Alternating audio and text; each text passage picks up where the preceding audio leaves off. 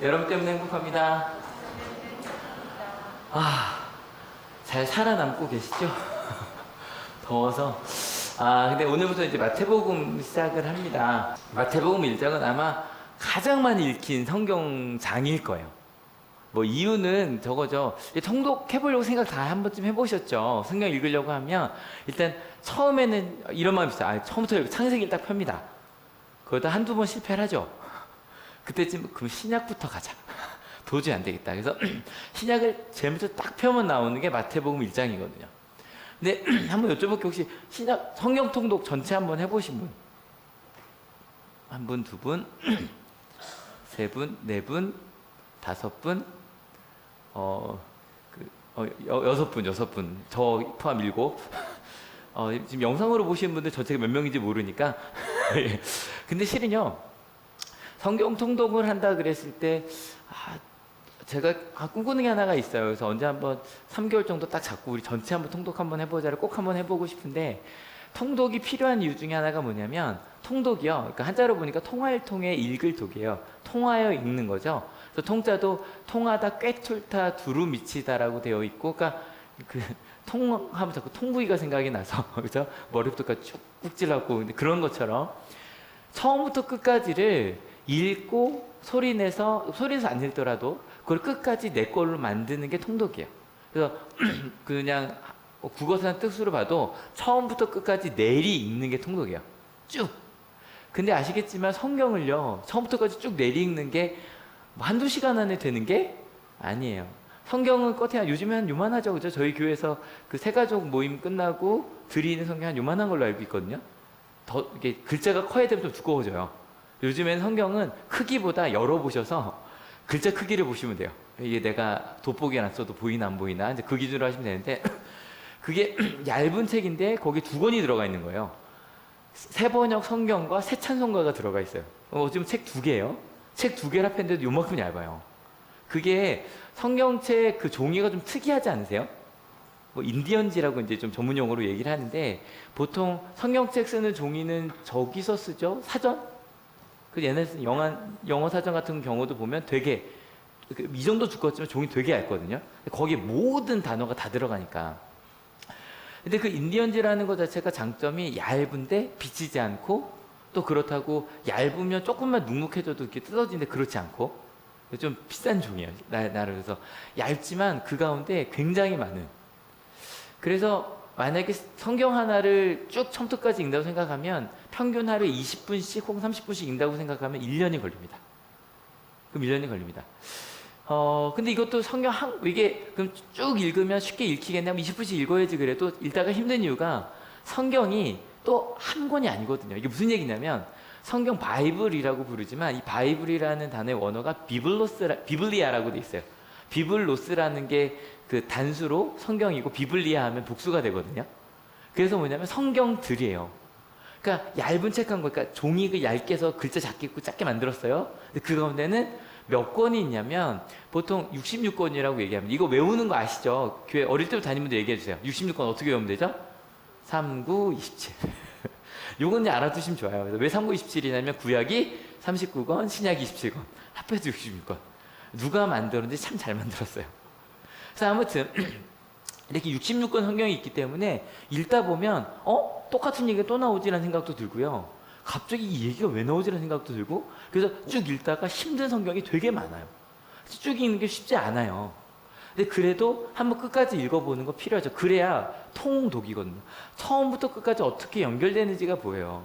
저희가 3주 전까지 로마서를 한 달 동안, 1년 동안 읽었단 말이에요.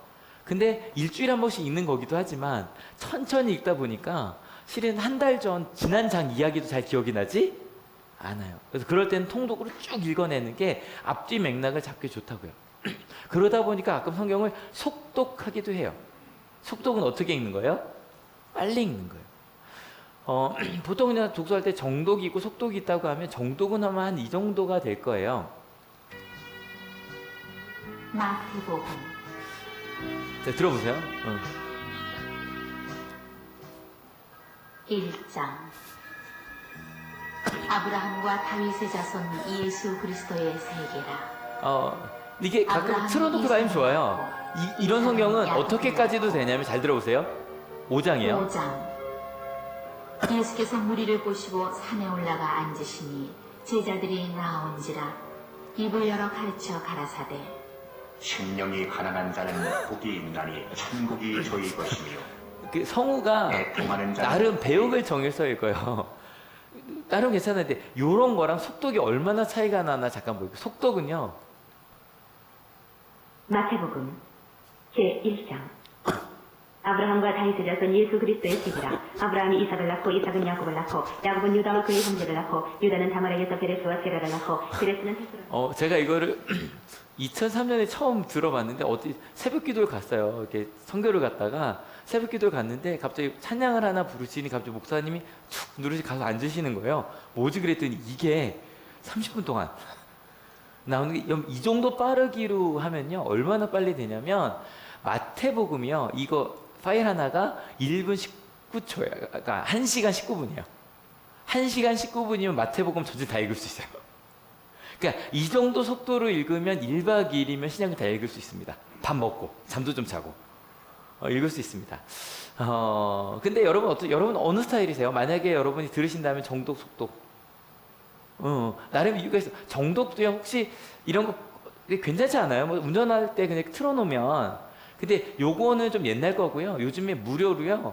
우리나라 성우들 중에 신앙이 좋은 분들이 드라마 바이블이라 그래서 3년 전인가 2년 전인가 만들었어요. 근데 이거 무료로 배포가 돼 있어요. 그래서 아이폰이든 아니면 안드로이드든 검색해 보시 드라마 바이블 하면 나오고요. 무료로 한번 볼 수 있고 그냥 컴퓨터에서도 검색하시면 컴퓨터에서 무료로 듣게 되는데 다운이 안 되더라고요. 제가 그래서 이제 옛날 걸로 들려드린 건데 괜찮지 않아요? 근데 그 마태복음 읽는 분이 저분이 읽으시더라고요. 예능할 때 많이 목소리 내는 분이 읽으셔서 자꾸 그게 생각이 나긴 하는데 하여간 나름 나쁘지 않아요. 이거 괜찮아요. 어디 멀리 다니실 때 운전하실 때 이렇게만 듣고 다니셔도 나쁘지 않지 않아요? 만약에 하루에 운전을 한 2-30분 하신다 그러면 이렇게만 쭉 듣고 다니셔도 1년이면 성경 일독이 되거든요. 하지만 위험할 때 소리 줄이시고 하시죠? 하여간 나쁘지 않아요. 그래서 가끔 통독 캠프라는 것도 있어서 한 2박 3일에서 천천히 읽어서 신약을 다 읽거나 아니면 한 5박 6일에서 좀 빨리 읽어서 전체를 다 읽는 경우도 있어요. 근데 아까도 여러분 속독이라 그러면 무슨 얘기인지 하나도 못 들린다고 하시기도 하시지만 속독으로 하면 한 2-3일이면 일독이 가능하거든요. 속독으로 하면. 근데 그렇게 해서 한 달 동안 성경을 막 10번씩 읽고 막 이러시는 분들도 있어요. 근데 여러 번 들으면 장점이 있어요. 처음엔 안 들리던 게 많거든요. 근데 두 번째, 세 번째 들으면 들을수록 아는 게 많아져요. 그래서 여기 혹시 드라마나 웹툰 같은 거, 만화 같은 거 좋아하시는 분들 정주행이라는 단어 아시죠? 왜냐면 드라마가 일주일에 한두 번 하잖아요. 근데 그러고서 한 두세 달을 보고 나면 앞 얘기가 기억이 안 나요. 그래서 처음부터 다 다시 보는 거예요. 근데 그때는 좀 빨리 봐요. 그죠? 스킵하면서. 근데 그러면은 이런 대사가 있었네? 이런 뜻이었네? 뭐 웹툰도 마찬가지고. 정주행이 장점이 있어요. 빨리 막 보면서 못 봤던 거 다시 한번 확인하고 처음부터까지 확인하는. 그게 정독보다 조금 더 늦게 읽는다면 아마 저희가 하는 큐티? 말씀 묵상이 될 거예요. 말씀 묵상을 읽고 지나가지 않죠? 한두 절을 읽고 또 읽고 앞뒤로 읽고 또 읽어요. 그래서 아마 심지어 저희는 요즘엔 쓰기까지 하죠. 근데 이것의 장점은 단어 하나에서도 은혜를 받아요. 이게 그러니까 아마 설교도 그런 부분이 많죠. 전 단어 하나를 좀 많이 강조하는 편인데 준비하다가 은혜되는 것들이거든요. 또 심지어는 네이버로 뭐 검색해서 뭐 단어의 뜻과 심지어 좀 더 가서 그 배경을 이해하면 더 은혜가 되죠. 여러분에게 만약에 우리 성경 통독을 하자 그러면 어느 쪽 하시겠어요? 정독, 속독. 뭐 1년 동안 정독 한 번 한다? 1년 동안 속독으로 4번 읽는다. 다 괜찮아요. 그러니까 정독은 좀 천천히 읽고 속독은 좀 빨리 읽지만 정독은 좀 깊이 있게 읽는 장점이 있고 속독은 좀 전체 흐름을 빨리 읽을 수 있는 장점이 있더라는 거죠. 여기서 조금 하나 정도 더 하면 아마 일반 성도님들은 내가 성경에 관심이 있어서 그럼 여기까지 가실 수도 있는데 저희 목회자들은 강해라는 걸 해요. 강해라 그러면 익힐 강해 풀해인데 익히고 읽고 해석하는 거고요. 풀고 가르치고 해부하는 거예요. 그냥 읽는 정도가 아니라 해석까지. 심지어는 해부하다 그 다음에 벗기다거든요. 그 의미의 그 내면까지 벗겨보는 거, 양파 벗기듯이. 그래 보는 게 강해여서 가끔 한월교회 설교 이야기를 하실 때 이렇게 얘기하시고 있어요. 우리 한월교회 설교 좀 특이해. PPT 설교야? 아니에요, 여러분. PPT가 나온다고 PPT 설교가 아니라 실은 한월교회 설교는 다 강해 설교예요. 그러니까 강해라는 거는 성경을 좀 깊이 좀 깊이 있게 보는 거고 거기에 좀 전 설교라 그래서 이걸 좀 전달하는 방법까지 해서 가는 거예요. 그래서 한올교회 설교는 특별히 제가 하는 설교는 100% 강해 설교라고 보시면 돼요. 유일하게 아닌 건 학교에서 하는 설교, 학생 대상 설교, 그것만 강해 설교 아니고 나머진 전 거의 100% 강해 설교를 하고 있어요. 아무튼 오늘은 좀 첫날이라 좀 앞으로 한 2, 3주는 좀 기초적인 성경 공부 같은 얘기가 나올 거예요. 어디 가셔도 얘기할 수 있겠죠? 한올교회 설교는 무슨 설교다? 강해 설교다. PPT 설교 아닙니다. 아닙니다. 예. 그럼 이제 본격적으로 한번 시작해 봅시다. 마태복음 1장인데요. 저 오늘 본문이었어요. 같이 읽어볼게요. 준비 시작. 아브라함의 자손이요 다윗의 자손이 예수 그리스도의 계보는 이러하다. 가장 많이 읽은 성경 구절인데 별로 의미 잘 안 찾고 지나가게 되죠. 그래서 강의 설교를 어떻게 준비한지 하나 보여드릴게요. 원어가 나옵니다. 하지만 밑에 한글이 나오죠. 같이 한번 읽어볼게요. 준비 시작. 비블로스 게네시스 예수 크리스트 휘유 다윗 휘유 아브라함이라고 나와요. 나오는데 이게 우리나라 번역이랑 그 원어로 보면 의미가 좀 달라 보이는 게 많아요. 첫 단어가 뭐예요? 비블로스예요. 근데 제가 아까 좀 얘기했거든요. 비블로스는 뭐다? 책이 책. 비블리아가 되면 책들 하면 성경책이 되고요. 그냥 비블로스 하면 그냥 책입니다. 책. 책인데 무슨 책이냐면 게네수스 하는 책이래요. 근데 게네수스가 뭐냐면 이걸 영어로 옮길게요. 제네시스예요. 제네시스 뭐 떠오르세요? 차. 실제로 그 현대차의 고급 브랜드 그 제네시스가 이 똑같은 뜻이에요. 그리고 아마 사전을 찾아보시면 창세기라고도 나옵니다. 제네시스가. 왜냐면 이 이게 여기 게네수스라고 되어 있는데 저것도 실은 게네시스라고 되어 있거든요. 원어가 그 단수로 딱 보면. 근데 게네시스라는 단어의 뜻이 시작이란 뜻이에요. 시작. 뭔가를 시작하고 태어나는 것. 그래서 계보까지 가는 거예요. 족보까지. 태어난 이야기까지. 그래서 실제로 창세기를 처음으로 번역한 단어가 이 게네시스라는 단어로 시작을 해요. 세상의 시작에 대해서 얘기하잖아요. 그죠? 태초에. 천지를 창조하시니라 할 때 시작에서 제네시스라고 얘기를 하는데 어찌 보면 그러니까 이 뜻을 해석해 보면 시작에 대한 책이에요. 시작에 대한 책. 근데 누구의 시작이요? 예수 그리스도. 이거 설명 안 드려도 알겠죠? 누구예요? 예수 그리스도예요. 예수 그리스도의 시작에 대한 책이에요. 그러니까 어찌 보면 1장 1절은 이렇게 문장으로 하는 것보다는 표제어처럼 놓는 게 더 나았을 거예요. 이해가 되시죠? 그냥 1장 1절에 예수 그리스도의 시작에 대한 책이라는 게 이 제목으로 보시면 돼요. 왜냐하면 동사가 실제로 없어요. 동사가 없고 그냥 이렇게 딱 단어 설명만 나오니까. 그러면 예수 그리스도의 시작에 대한 책이라고요. 여기 드디어 오늘 주제가 나왔네요. 크리스투예요. 그리스도. 이것도 이제 이 토스 이렇게 가는 이유가 자꾸 성경 공부로 가네요. 죄송해요. 이게 격변화가 됩니다. 넘어갈게요. 지나갈게요. 크리스투라고 되어 있는데 이게 그리스도라는 단어입니다. 그래서 우리나라 말로 보통 기독이라고 이제 한자 성경은 기독이라고 나와서 보통 기독교라고 하잖아요. 근데 저 좀 의도적으로 제가 그리스도교라고 하려고 노력을 해요. 근데 저도 버릇상 기독교란 말이 나오긴 하는데 제가 왜 그리스도교라고 얘기를 많이 하냐면 보통 그리스도인을 우리나라를 보통 뭐라고 더 많이 해요? 기독교인이라고 얘기를 많이 하거든요.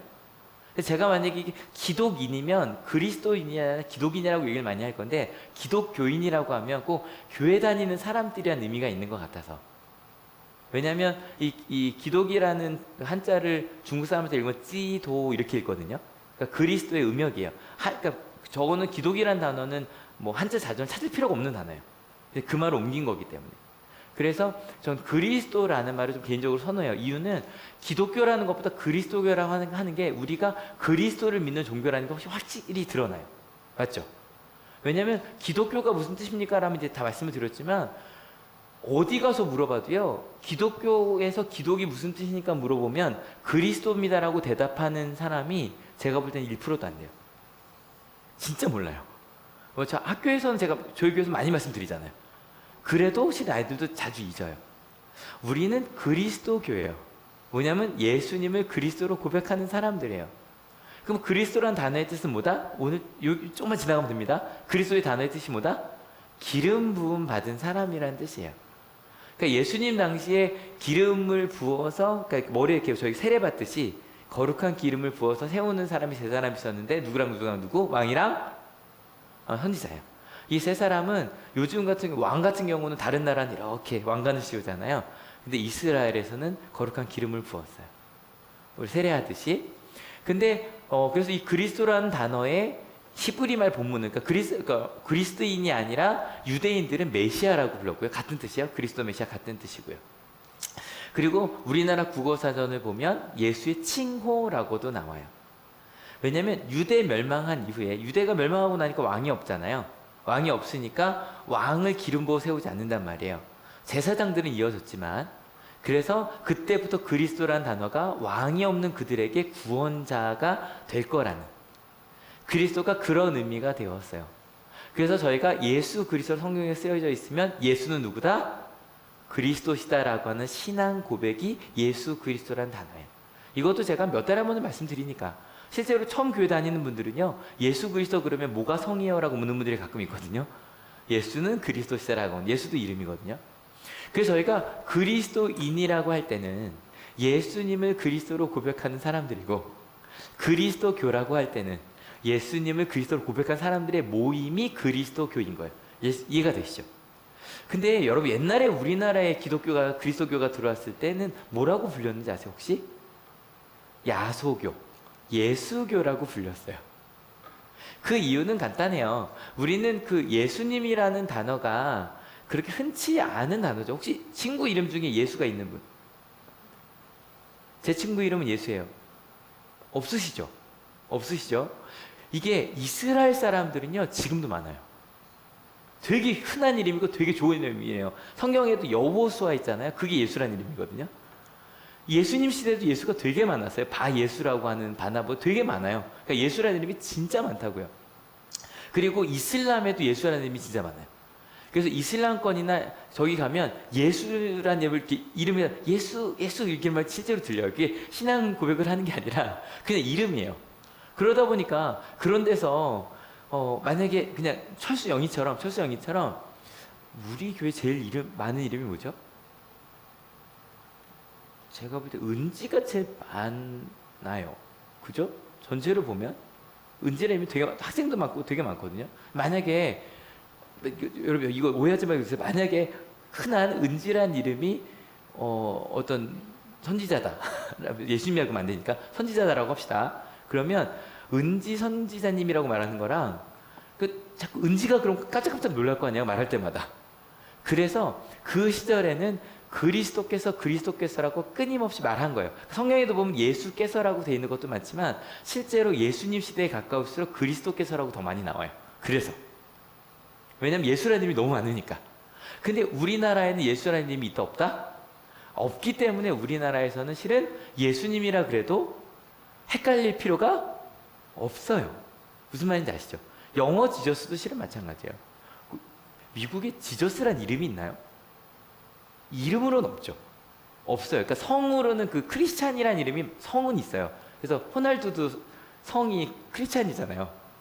어떻게 되나요? 약간 그것도 크리스찬 이름이 똑같은 이름이거든요. 그런데 하여간 아무튼 그래요. 그래서 우리는 예수님이라고 부를 때 오해하지 않으시죠? 그죠? 오히려 예수님이 딱 떠오르시죠? 그래서 아마 저도 설교 때는 예수 그리스도께서라고 말할 때보다 예수님이라고 말하는 게 여러분도 더 익숙하시죠? 더 가까워요.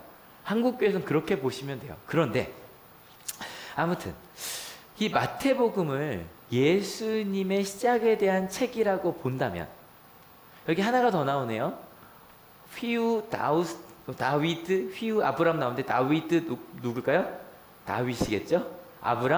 아브람이겠죠. 이것도 뭐 어렵지 않죠? 이것도 마찬가지예요. 그건 단순하게 아들 자손이란 뜻이기 때문에 다윗의 자손이요, 아브람의 자손이라는 뜻이에요. 그럼 이건 무슨 뜻일까? 이것도 어렵지 않아요. 다윗의 자손이라는 건 딴 게 아니에요. 다윗의 하나님, 저희가 지난주에 이야기했었거든요. 하나님은 땡땡땡이시다. 지난주에 다윗이 뭐라고 고백했죠? 하나님은 임금님이시다. 나에게.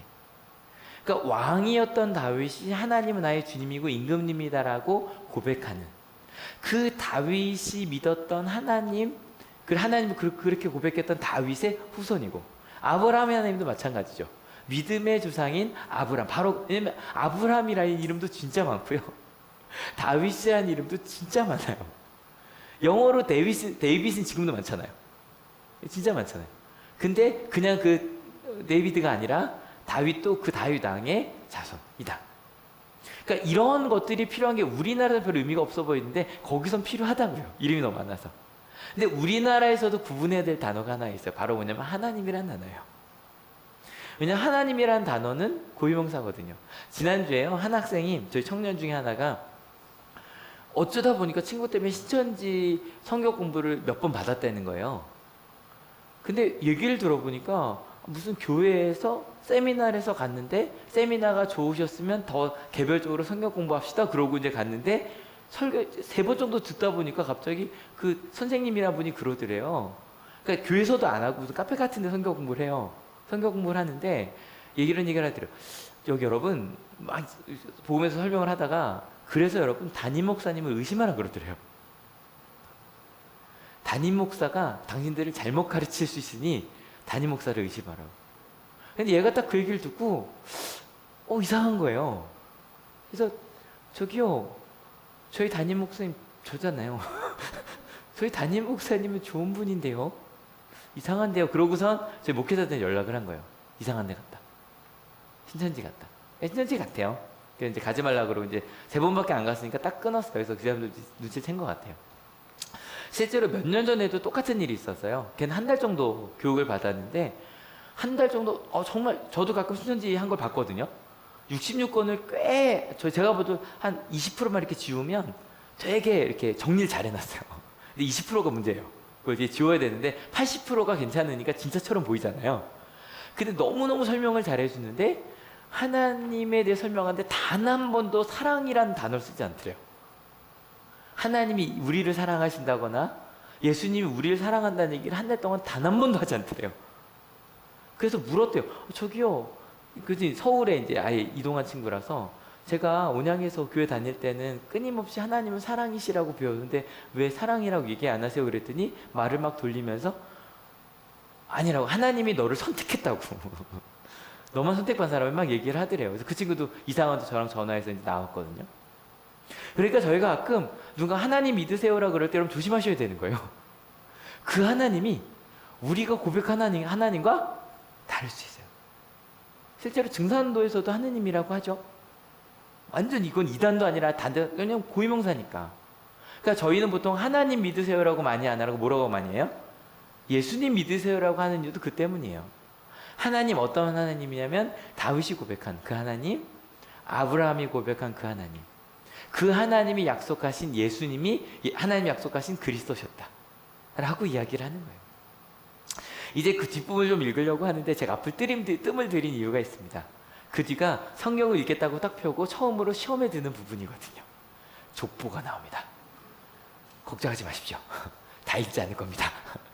3파트가 있는데 한 파트만 딱 읽을게요. 3파트, 한 파트만 딱 읽을 건데 같이 한번 읽어봅시다. 준비 시작. 아브라함은 이삭을 낳고 이삭은 야곱을 낳고 야곱은 유다와 그의 형제들을 낳고 유다는 다말에게서 베레스와 세라를 낳고 베레스는 헤스론을 낳고 헤스론은 람을 낳고 람은 아미나답을 낳고 아미나답은 나손을 낳고 나손은 살몬을 낳고 살몬은 라합에게서 보아스를 낳고 보아스는 루색에서 오벳을 낳고 오벳은 이세를 낳고 이세는 다윗 왕을 낳았다. 고생하셨어요. 여러분 갑자기 읽다 보면 이런 거 느껴지지 않으세요? 갑자기 여긴 어디 난 누구라는 생각을 하면서 갑자기 생각이 흩어진 느낌 딱 있지 않으세요? 이거 딱 저런 거 나오면 괜찮겠죠? 예능 같은 데서 빨리 읽기, 발음 정확하게, 딱 그런 느낌으로 가요. 몇 명이나 하세요? 찾아보세요. 세보세요. 몇 명 알겠다. 위쪽은 좀 자신 있어, 그죠? 2절까지 자신 있어. 아브라함, 이삭, 야곱, 유다, 오케이, 거기까지. 다말까지도 오래 읽으시면 다말까지는 알겠어. 그 다음부터 좀 애매해지죠? 나중에 자신 있는 거 이세, 다윗까지 가요. 가실 거예요. 보아스도 아실 거고 룻도 아실 거고. 근데 이 파트 1 자체가 그래서 아브라함부터 다윗까지의 이야기예요. 그래서 실은 모르는 사람은 상관없어요. 근데 이런 식으로 파트 2가 이어집니다. 파트 2는 다윗부터 남유다가 멸망할 때까지, 파트 3는 포로 귀환부터 예수님 때까지 모두 14대씩 이렇게 그려져 있습니다. 여러분, 족보라는 게 왜 중요할까요? 족보가 많은데 그 중에 우리 누구만 기억해요? 자랑스러운 조상만. 그러니까 아마 그럴 거예요. 그러니까 예수님의 족보를 쓴 사람도 그런 생각을 했을 수 있어요. 여러분, 아브라함의 그 믿음 아시죠? 아무것이 보장되어 있던 고향 아버지의 땅을 떠나서, 그죠? 하나님이 말씀하신 정말 황무지로 살았던 그 아브라함, 심지어는 왕이었으면서도 하나님은 임금님 주님이라고 불렀던 그 다윗의 순종, 그리고 그 피를 이어받은 예수님. 그래서 약속하신 다윗의 자손 예수님께서 이 땅에 오셨습니다 라고 고백을 하는 거예요. 근데 쭉 읽다가 갑자기 16절까지 딱 가잖아요. 족보 16절이 딱 끝나거든요. 갑자기 저희가 생각했던, 맞다, 그 다윗의 자손 예수님, 16절을 읽으면 갑자기 정신이 확 퍼뜩 들어요. 같이 한번 읽어볼게요. 준비 시작. 야곱은 마리아의 남편 요셉을 낳았다. 마리아에게서 그리스도라고 하는 예수가 태어나셨다.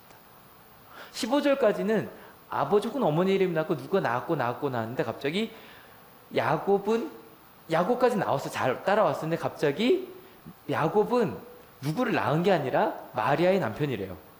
그리고 예수님은 누가 낳았대요? 마리아가 낳았대요. 뭐 생각해보면 당연히 엄마가 낳았죠라고 말할지 모르지만, 여러분, 기독교는 저희가 다음 주에 할 얘기지만, 예수님이 요셉의 법적으로 자식이지만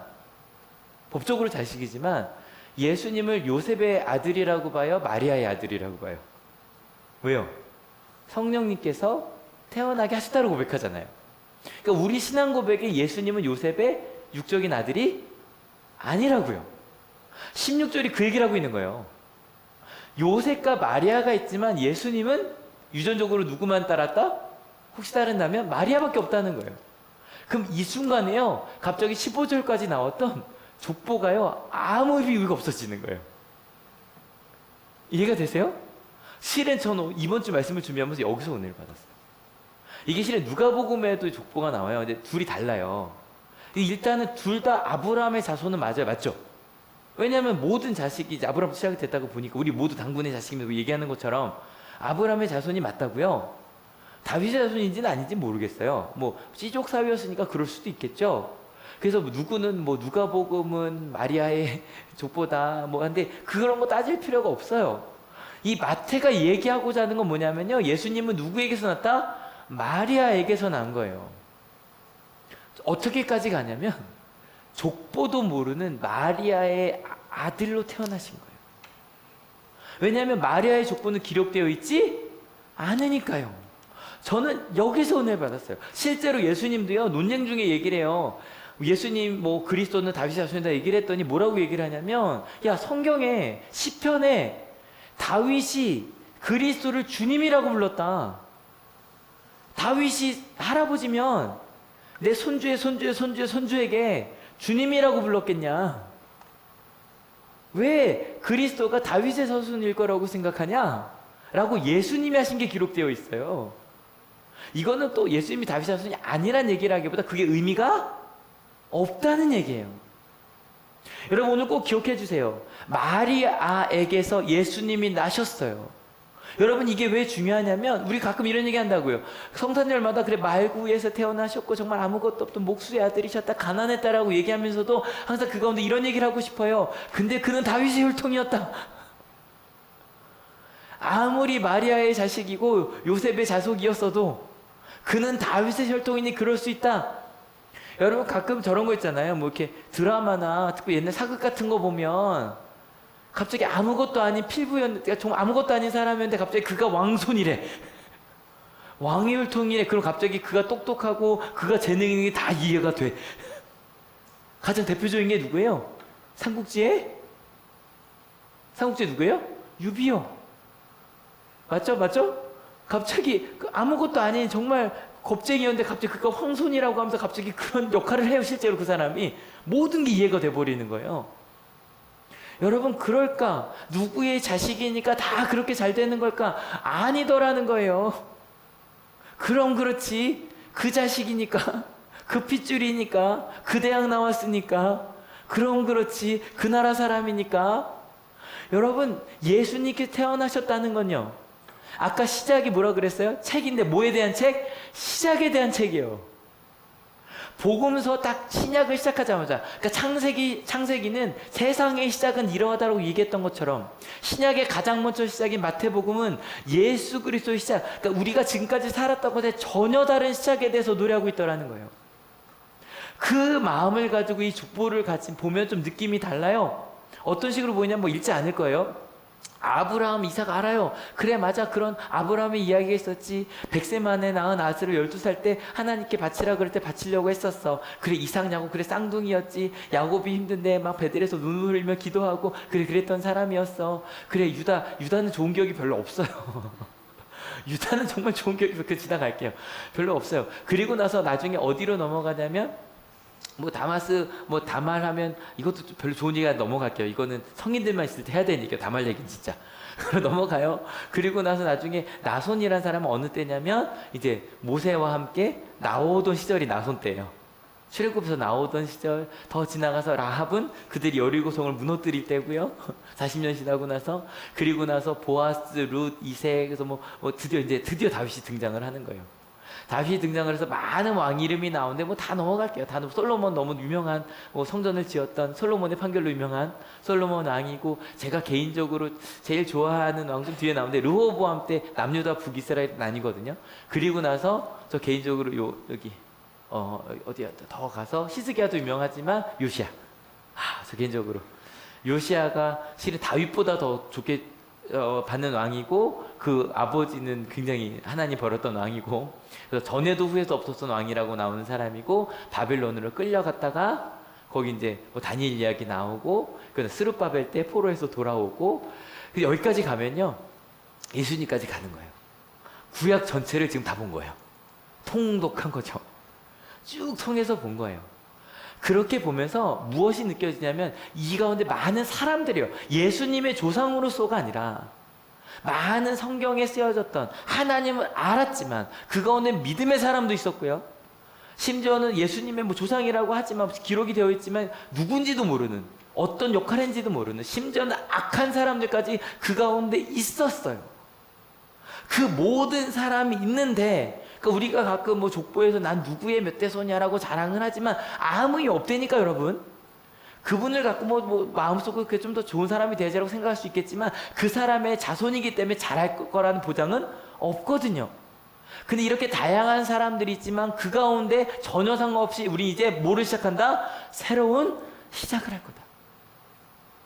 너희의 부모와 전혀 상관없이 창조처럼 예수님을 만나면 우리 삶에 완전히 새로운 시작이 될 거다.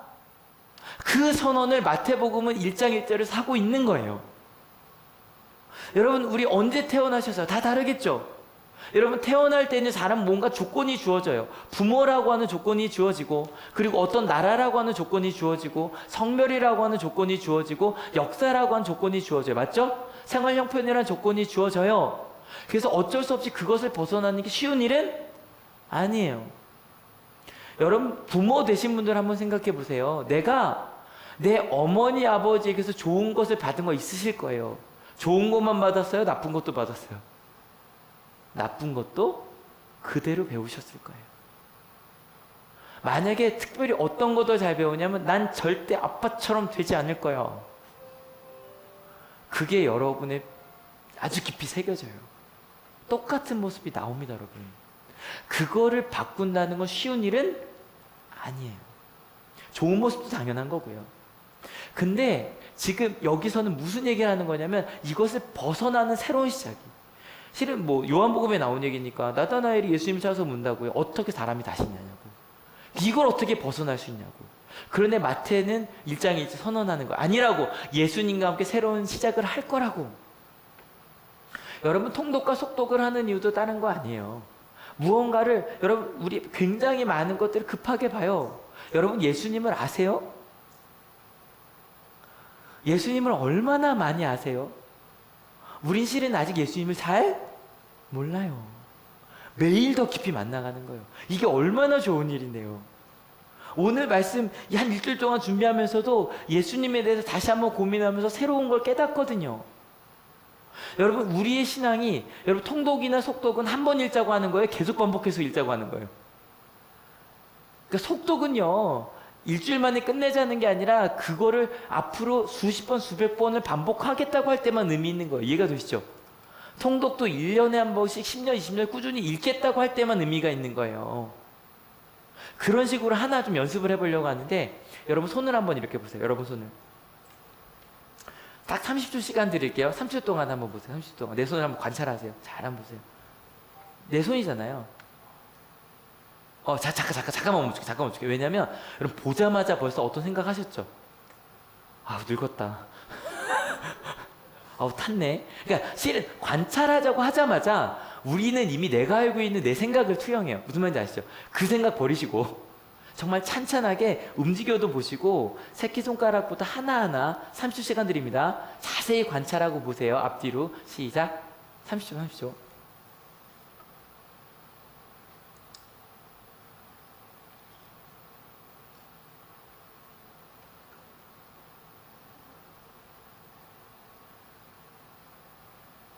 어떠세요?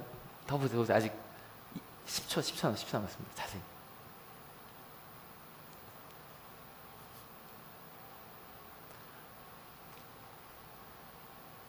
네, 거기까지. 혹시 이 30초 동안 평생에 몰랐던 내 신체의 비밀을 알았다. 혹시 어때요? 뭐 다른 거 있어요? 뭐? 손가락이 좀 있어. 평생 손을 들고 다니는 말 이상하네.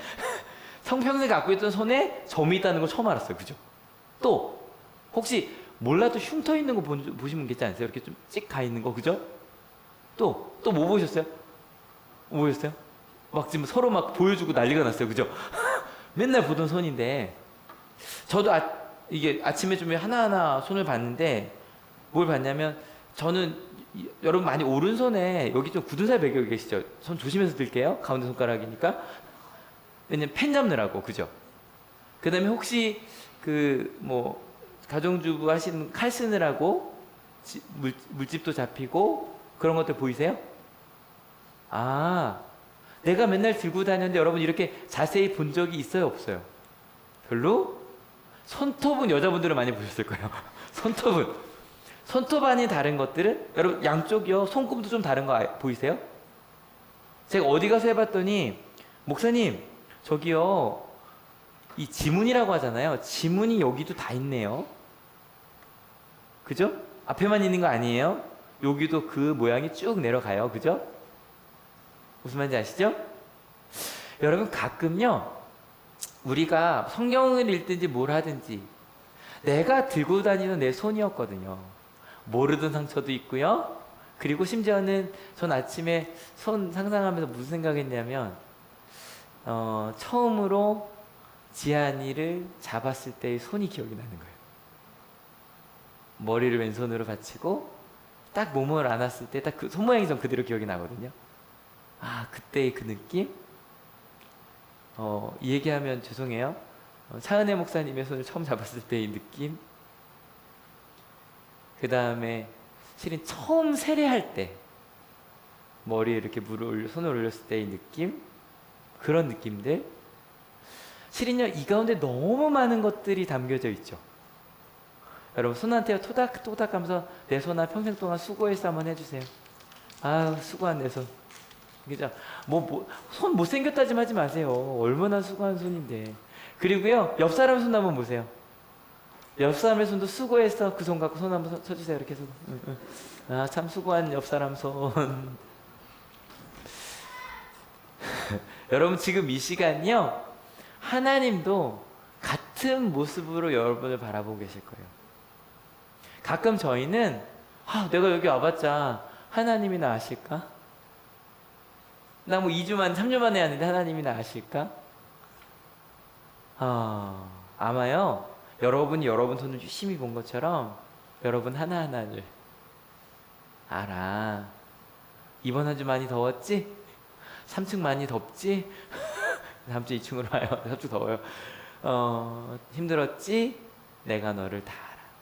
심지어는 네가 모르는 너의 상처, 너의 기억까지도 내가 다 알아. 여러분 저희가 신앙생활을 한다 그럴 때 마태복음 시작하면서 꼭 기억합시다. 신앙은 뭐다? 새로운 시작이다. 그리고 새로운 창조인 거예요. 여러분 좀 이따 기도하실 때 내가 하나님 때문에 새롭게 시작한 게 뭔지를 한번 떠올려 주세요. 그리고 감사합시다. 모태신앙인이요 상관없어요. 모태신앙인이었다가 하나님을 깨닫게 되어서 좀 더 깊게 알게 되어서 내가 알게 된 것들 있죠. 감사하게 된 것들. 그리고 감사합시다. 앞으로 알게 될 게 더 많습니다. 믿으십니까? 여러분 그 예수님 당시에 다윗의 자손이라는 단어는 이런 뜻을 갖고 있었대요. 그분이 오시면 같이 읽어볼게요. 준비 시작. 영원히 그 나라가 이루어질 거라고 믿었대요. 근데 참 신기한 건 예수님이 오셨는데 예수님을 죽였죠. 왜냐하면 그 다윗의 나라가 새로운 창조라는 걸 몰랐던 거예요. 내 가운데 있던 내 경험 가운데 머물 거라고 생각을 한 거죠. 얼마 전에 전도사님들이랑 얘기를 하다가 가끔 때리는 설교라는 게 있어요. 때리는 설교가 뭔지 아세요? 여러분 성경 읽지 않으시죠? 기도도 안 하시죠? 여러분 하나님 믿고 사셨죠? 여러분 헌금은 하셨습니까? 우리가 그리스도인이 맞습니까? 우리가 어떻게 그리스도인이라고 할 수 있겠습니까? 이게 때리는 설교예요. 근데 젊은 신학생들이 전도사들이 때리는 설교를 많이 하더래요. 80% 이상. 그래서 물었대요. 왜 그러냐 그랬더니 사람은 원래 죄인이라 그렇게 얘기해줘야 한다고. 근데 저는 그렇게 얘기해줬어요. 다음에 만나면 그렇게 얘기해줘. 몰라서 그런 거라고. 뭘 모르냐면 봐요. 우리가 죄인이라는 거 아시죠? 다 알아요. 기독교인들 더 잘 알아요. 근데 뭘 모르냐면 하나님께서 새롭게 만드실 나를 몰라요. 만약에 우리 부모님들 이러실 거예요. 부모님들이 공부가 너무 좋고요. 영어가 너무 행복하고 수학의 논리가 너무 세상에서 가장 큰 아름다움이라고 생각하신다면 자녀에게 너의 수학 공부 안 해라고 말하지 않으실 거예요. 이리 와봐. 수학이 얼마나 아름다운 세계를 보여준지 아니? 수학은 이런 거야. 이해가 되세요? 만약에 국어가 너무 아름답다고 생각하는 분들은 그분의 말도 다를 거예요. 야, 이 말은 너무 아름답지 않니? 막 그 아이도 와, 우리 엄마 아빠의 말은 시인 같아. 나도 엄마 아빠처럼 말하고 싶어. 이해가 되세요? 근데 우리는 그런 걸 잘 모르니까 뭐라 그래요? 저건 잘할 수 있어요. 핸드폰 하지 마. TV 보지 마. 왜 잘할 수 있을까요? 핸드폰과 TV를 우리 누구도 좋아해요? 우리도 좋아하거든요. 그러니까 그런 말은 할 말이 많아요. 맞죠? 하지만 어떻게 공부해야 되는지 어떻게 살아야 되는지는 잘 할 말이 없더라는 거죠. 여러분이 마태복음을 통해 그 하나님의 이야기를 알아갑시다. 참 신기한 건 이번 주에 하는 그 수련의 주제가 여기 산상설교가 마태복음 5장부터 7장까지거든요. 여러분 청소년분 많이 와주시고요. 청년분 특이하게 이번에 2번 나눠서 해요. 금요일 날 따로 모여서 1박 2일을 보내고 그 다음에 토요일 날 또 다시 합류를 합니다. 이것도 괜찮은 폼인 것 같아요. 그래서 청년분들은요 금요일 아침 11시 50분에 1층에 오시면 출발할 거고요. 혹시 그때 못 오시는 늦게 취업하고 계셔서 일하고 오셔야 되는 분들은 나중에 알려주시면 거기 어디죠? 펜션 이름이? 그라시아? 오, 은혜롭네요. 은혜란 뜻인데 그라시아? 다 외웠겠는데요. 그라시아 펜션으로 오시면 됩니다. 검색하시면 강남골이죠? 강남골 아닌가요? 수천리예요? 수천리에는 그라시아 펜션으로 언제든지 오시면 됩니다. 그래서 오후까지 목사님과 또 저녁에 또 저랑 계속 같이 시간을 보내니까 여러분 괜찮죠? 여러분 새로운 시작입니다. 기도해 주실 때 이 MIF 수련회가 새로운 시작이 될 수 있도록 기도해 주세요. 여러분 그리스도란 제목으로 말씀을 나누었습니다. 그리스도, 예수는 그리스도시라는 것 신앙 고백입니다. 그럼 이것 자체가 뭘 의미한다? 같이 읽어볼게요. 준비 시작. 새로운 시작. 우리 같이 바로 기도합시다. 그래서 적어야 되니까 바로 기도하려고 하는데요. 여러분 기도하실 때 2가지 기도해요. 첫 번째는 내가 예수님 때문에 새롭게 시작하게 된 부분들을 감사하며 기도합시다. 예수님, 저 예수님을 알고 나서 주일날 교회 나왔어요. 그거 작은 시작이겠죠. 그런 것도 좋아요. 그런데 조금 더 나아가서 예수님 때문에 제가 좀 소중하다는 걸 알게 됐어요. 예수님. 예수님 때문에 다른 사람을 바라보는 시각이 좀 달라졌어요, 예수님. 예전에는 저의 단점들, 전 다시는 그것들을 숨기기 위해 살아갔는데요. 예수님을 알게 되었더니 제 모습을 있는 모습 그대로 받아들이고 저를 사랑하신 하나님 때문에 저를 사랑할 수 있게 되었고 하나님과 함께 성장하고 있어요, 하나님. 예수님 때문에 직장에서도 학교에서도 좀 다른 내가 되어가고 있고요. 꿈꾸게 되었어요. 그리고 궁금해졌어요. 사람은 변하지 않는다고 하는데 제가 지금 20대, 30대, 40대, 50대, 60대인데 제가 한 번도 꿈꾸지 못했던 삶을 기대하고 꿈꾸게 되었어요, 하나님. 감사해요. 그리고 앞으로도 그런 시작을 하게 하실 걸 믿어요. 그 감사 기도를 드리셨으면 좋겠고, 두 번째, 우리 옆에 있는 사람들 보셨잖아요. 우리 주변 사람들에게도 그 새로운 시작이 있음을 믿는다고 고백합시다. 내가 보는 판단이 끝이 아니라 하나님께 새로운 일을 시작하시는 사람으로 내가 그렇게 바라보겠노라고 우리 함께 기도하기 원합니다. 같이 기도하시겠습니다. 하나님, 우리 가운데 계시는 그 하나님의 은혜를 그렇게 바라보는 저희들 되게 하시고, 그래서 하나님께서 주시는 그 은혜로 그 사랑으로 그 하나님의 이야기들을 끝까지 이루어나가는 저희 되게 인도하여 주옵소서. 그 하나님, 우리 하나님이 아니십니까? 그 하나님을 통해 그것을 이루지 않으시겠습니까? 그 하나님과 함께 이 자리 가운데 거하는 저희들 되게 하여 주셔서 하나님이 이끌어주신 대로 말씀하시는 대로 하나님의 이야기를 끝까지 함께 이루어나가는 저희들이 될 수 있도록 인도하여 주시옵소서. 하나님 감사합니다. 하나님 감사합니다. 마태복음 1장의 내용이 선언이었네요. 예수님으로 인해서 새롭게 우리는 시작했다고, 그리고 앞으로도 끊임없이 시작할 거라고. 예수님으로 인하여 우리가 어느 출신이든 지금의 내가 어떤 자리에 있든 정말 족보도 없는 마리아에게서 하나님께서 예수님을 태어나게 하셨던 것처럼 우리가 이제 새로운 사람이 될 거라고 하나님께서 선언해 주셨네요. 하나님, 새로운 시작한 이들이 이 자리에 있습니다. 또 끊임없이 기대하며 그 한 번도 경험해보지 못한 하나님의 나라가 만들어갈 이들이 여기에 있습니다. 가장 먼저 내가 얼마나 소중한 사람인지를 보게 하시니 감사합니다. 그리고 내 옆에 있는 사람들도 세상의 판단과 기준과 전혀 상관없이 얼마나 소중하고 아름답고 가능성이 있는 사람인지를 보게 하시니 감사합니다. 그리고 우리 미래에 대해서도 하나님이 줄 미래를 꿈꾸게 하시니 감사합니다.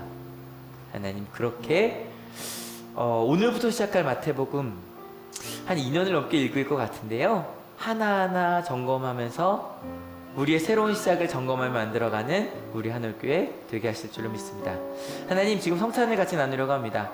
예수님께서 하신 그 새로운 시작을 다시 한번 기억하는 시간이 되게 하시고 나누는 시간 되게 하여 주시옵소서. 감사합니다. 예수 그리스도 이름으로 기도했습니다. 아멘.